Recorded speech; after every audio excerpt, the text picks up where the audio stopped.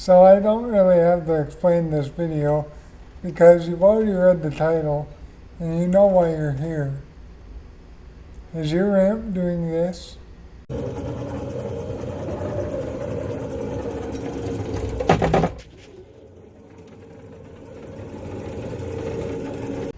Well, I might have the fix for you.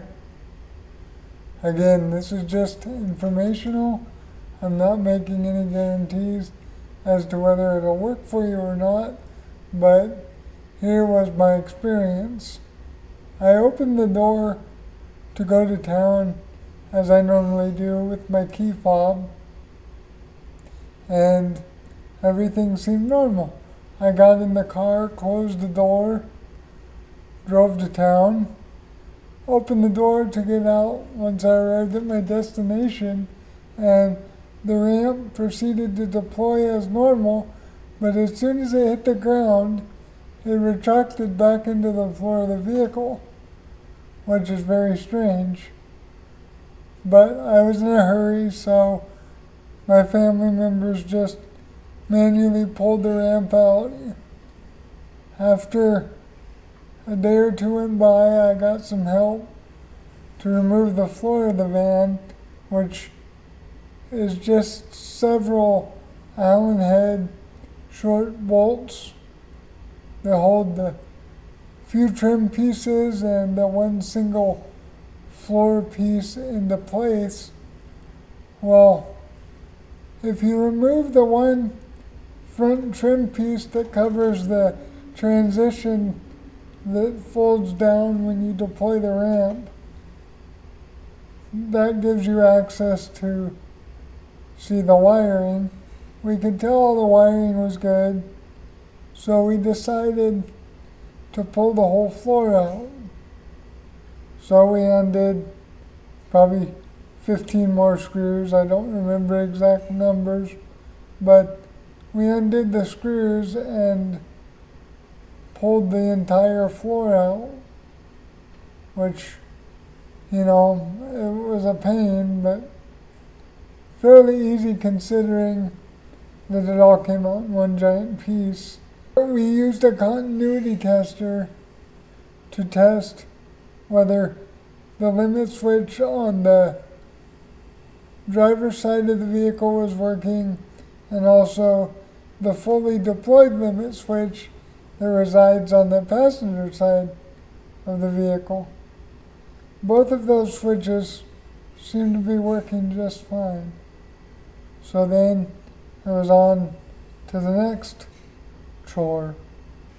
Looking closer at the outward limit switch, which is the one on the passenger side of the vehicle, you could see a little bit of movement in a nylon rub rail or a bushing that the limit switch pushes against when the carriage gets to it.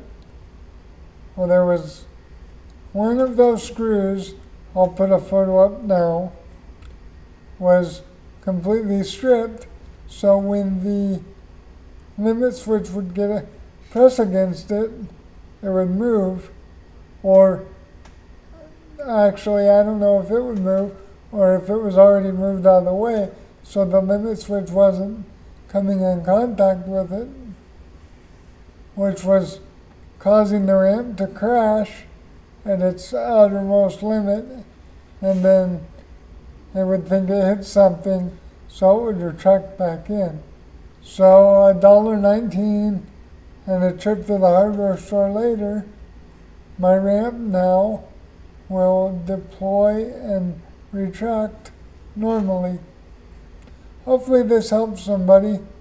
I know it's not real easy for us disabled people ourselves to take apart our van, but if you have the right help and a couple of Allen wrenches, you should be able to at least investigate this problem a little bit and hopefully find the issue.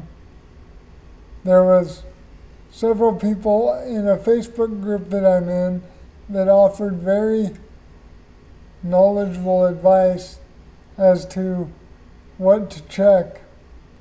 And The roller guides seem to be the answer to my problem. As I said before, this is strictly informational. I don't guarantee it's going to work for you.